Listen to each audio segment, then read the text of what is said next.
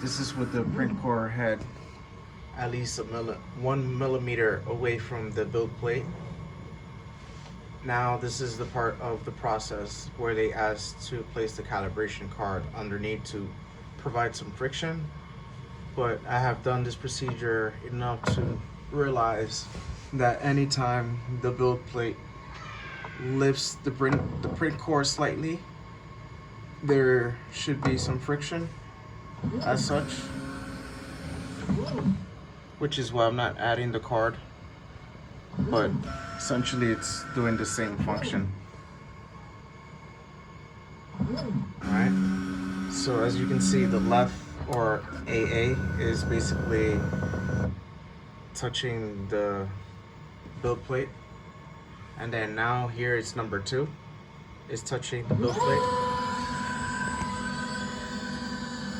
So far you have seen the print core calibration plus the build plate calibration.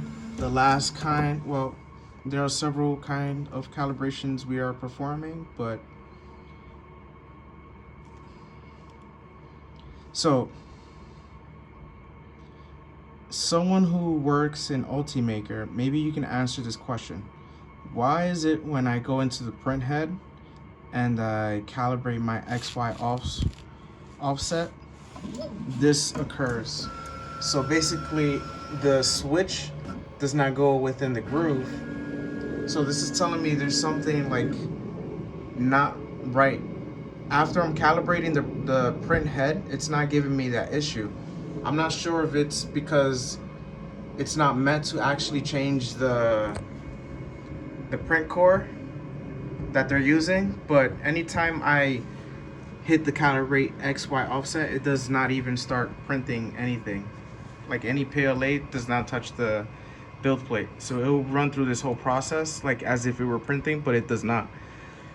So at least it's not giving any more errors about the heads being at the same level. So we're making progress, but honestly, it's been over a week. This is a $7,000 investment, and honestly, this is very hard for me to have to troubleshoot. I can understand initially if you have to calibrate and check something, but at this point it probably makes more sense to return this.